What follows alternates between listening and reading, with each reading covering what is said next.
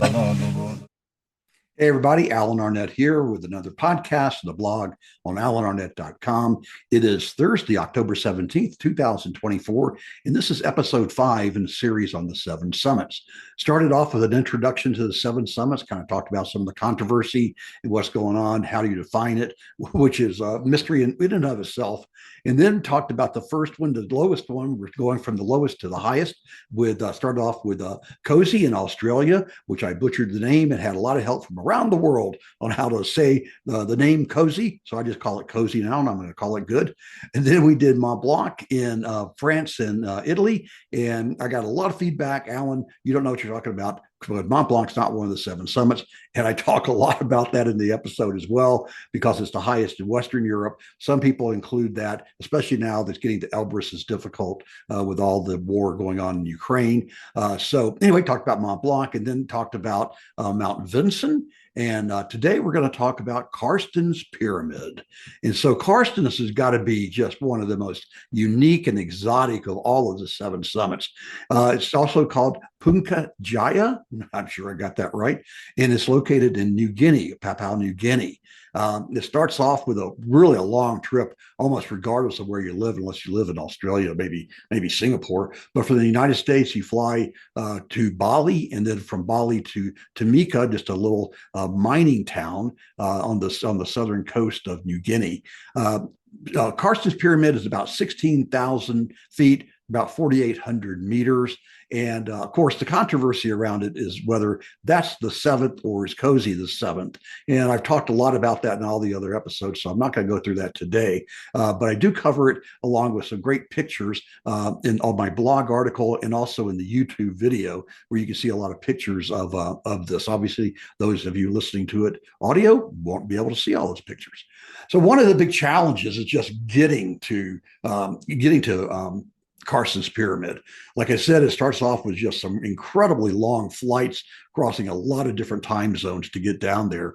And once you're there, you run into another whole issue, and that's dealing with the Freeport Mining Company. They have a huge one, I think it's called the world's largest gold and copper mines in the world. And they control the entire area. They employ about 12,000 people in the mine. They often have labor strikes, which shuts down the entire area. And then to complicate things even more, you have this incredible cultural experience of the Dani tribe. It feels like as you go back 1,000, 2,000 years. They wear little to no clothing. Often you'll see the men walking around with what are called penis gourds. And I actually have a picture of that if you'd want to see that. Believe me, it's PG, so it's all okay. They, paint their face. They walk around carrying rifles and long knives in order to hunt wild boar. But they also serve as porters, if you will, to ferry climbers' gears from the little bitty village that you land at, and then you go and take either a 5-day trek through a leech-infested, hot, humid. Did I mention leeches? Leech-infested jungle rainforest, and the Dani will carry all of your gear, and for that they make a pretty good living. I'll get into that story in just a second about how they dealt with us. But nonetheless, that's another challenge that you get. I once had a person tell me that when I was researching K2, they said, "Well, Alan, if the mountain doesn't kill you, the Taliban will." And that could be another way of looking at Carstensz Pyramid, except it's not the Taliban. So we flew in and got all set up, and we had a lot of trouble getting the helicopter or to airplane to fly us up into the little villages that you get to, that it serves as your launching point to do the trek or the flight to Carstensz Base Camp. The year I was there and did it, there was a gas shortage, so we had a lot of trouble getting fuel for the airplane and then for the helicopters to fly in and out.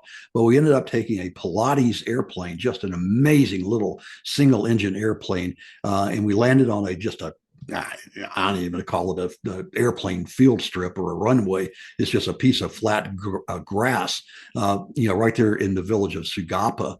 And we were met by this great greeting committee. There was probably, I don't know, 200 or 300 of the Donnie Tribe members that were all there. There were little kids, women, men, and they were all quite happy to see us because we were going to bring business to them. Well, it ended up that we had to kind of wait around again for the helicopter to get fuel. That took a massive effort by our guides and everybody else, the logistics people, to get them fuel. Eventually, a helicopter did show up, but once the Donnie figured out that we were not going to hire them, then, and I promise you, hand to heart, that this is 100% true, that they said, okay, if you don't hire us, then we will kill you. Well, we said, can we talk about this? Do we have any options? So, make a long story short, after a couple of days, we decided to pay him a bribe of several $1,000s, which was equal to how much money they would have made by carrying our gear.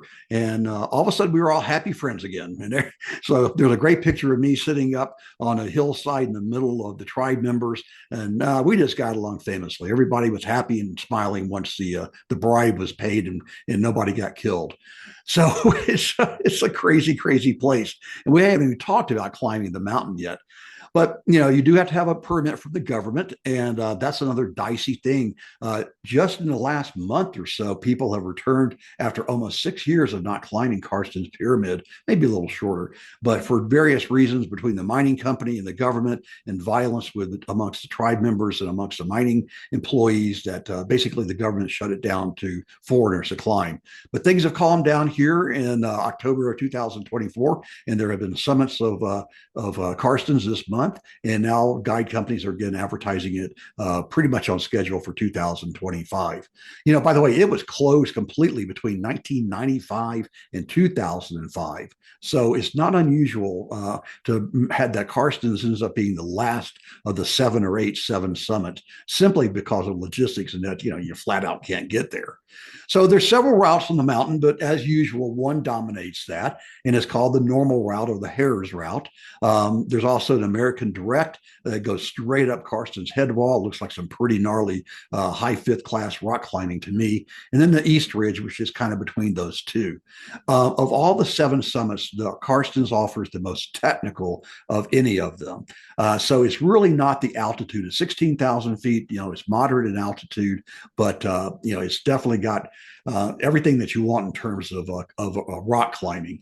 Basically, we took the helicopter, flew into Karstens base camp, got arrested up there for a night, then waited till the previous early morning, and then we got up and headed out. The first thing you're going to do is really the mountain is right there in front of you. I mean, your base camp is at the base of this head wall, and you look up and all you see is this tall granite wall.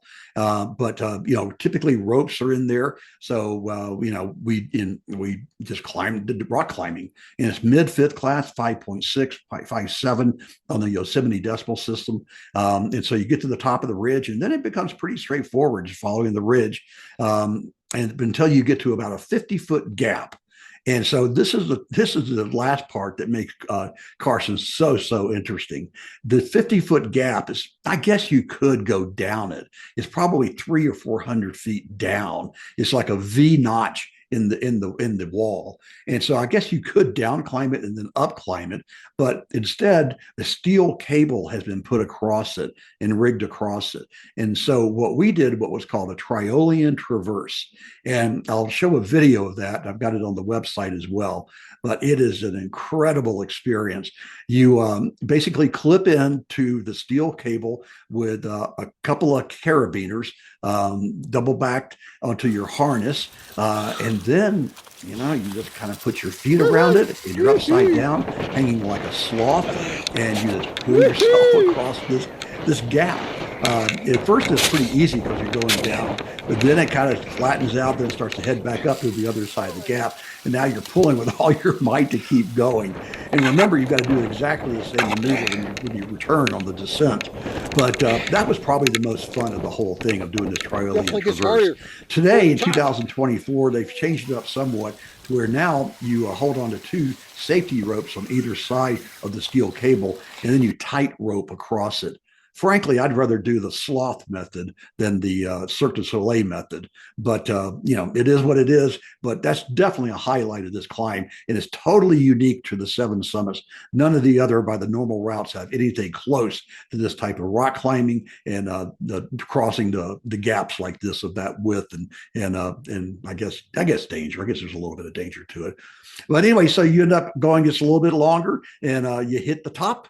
And actually there's snow up there. What was interesting was that when Karstens was first sighted back in 1623 by a Dutch explorer, Jan Karstens, he came back and told everybody that he saw snow on this mountain peak, and they all laughed at him and ridiculed him because they said, "No, you're crazy. You're seeing things because that island is too close to the equator." Well, similar to Kilimanjaro, which is also close to the equator, we also know that there's glaciers in the crater of Kili, and there's definitely snow. Saw it with my own eyes on the around the summit of Karstens. So pretty fun, kind of interesting as well. By the way, the first person to ever summit it was Austrian Heinrich Harrier in 1962. So it was one of the last ones, to be actually summited. And of course, it was included by Rob Morrow and then Reinhold Messner as being one of the seven summits. And then some list it replaces Cozy. But most people, if you're going to go out and climb all seven, and I did it, I climbed Karstens, and then I flew down to Australia to pick up Cozy. So I got my eighth of the seven summits. And that's what a lot of people do. Would I go back? No. It's a beautiful place with some great people once you reach an agreement not to be dinner that night for them. But the climbing was interesting, but there's other mountains around the world that offer better or equal climbing at altitude. It's hot, it's humid. One of the reasons I don't live in Memphis, Tennessee anymore, which is where I was born, is I moved because it was just too hot and too humid. So that's what I like about Colorado. Anyway, but it was a great cultural experience. It was a lot of fun doing the climbing. Again, that Trillium Traverse stands out. Is something that I could do that again. I just wouldn't go all the way to New Guinea to do it. Okay, that's it for this episode. So stay tuned for the next one coming up. That'll be next week. And I think we're going to do Kilimanjaro, talk about climbing to the roof of Africa. Climb on. This is Alan. And remember, memories are everything.